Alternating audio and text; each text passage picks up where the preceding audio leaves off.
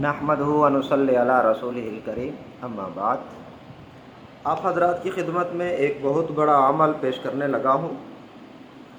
یہ عمل وہ ہے جو تقریباً 12 یا 15 سال قبل ایک بزرگ نے عطا کیا تھا، اور ہمارے بزرگوں میں سے، بڑے اکابر میں سے حضرت مولانا عبداللہ درخواستی رحمہ اللہ کے بھی معمولات میں یہ شامل تھا، اور بھی بڑے اکابر حضرات کے معمولات میں یہ شامل رہا ہے۔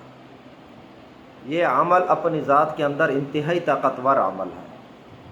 کسی بھی مقصد کے لیے پڑھا جا سکتا ہے، فتوحات کے لیے، شفا یابی کے حصول کے لیے، یا اس کے علاوہ کسی اور مقصد کے لیے، یا اس کے علاوہ دشمن کو مغلوب کرنے کے لیے، مقدمہ بازی میں مقدمہ جیتنے کے لیے بھی یہ پڑھا جا سکتا ہے۔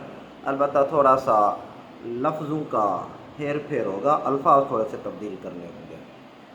وہ عمل یہ ہے کہ اول آخر 3 مرتبہ درود شریف پڑھا جائے، درود ابراہیمی، اور اس کے بعد یا بدیع العجائب بالخیر یا بدیع، یا بدیع العجائب بالخیر یا بدیع، یہ پڑھا جائے 1000 مرتبہ یا 1200 مرتبہ، اور پھر آخر میں 3 مرتبہ درود شریف پڑھا جائے، درود ابراہیمی۔ یہ دراصل اس کی جو تعداد ہے، یا زکوٰۃ کہہ دیں، یہ ہے کوئی 12000 مرتبہ پڑھنا ہے۔ اب پڑھنے والے کی مرضی ہے کہ وہ روزانہ 1000 مرتبہ پڑھے تو 12 دن پڑھے گا، اور اگر روزانہ 1200 مرتبہ پڑھے تو پھر 10 دن میں یہ معمول عمل اور زکوٰۃ اس کے جو عدد ہے وہ مکمل ہو جائے گا۔ تو پڑھنے والے کی مرضی ہے، اگر روزانہ 1000 مرتبہ پڑھے تو پھر 12 دن پڑھے گا، اور اگر 1200 مرتبہ پڑھے ڈیلی تو پھر 10 دن میں مکمل ہو جائے گا۔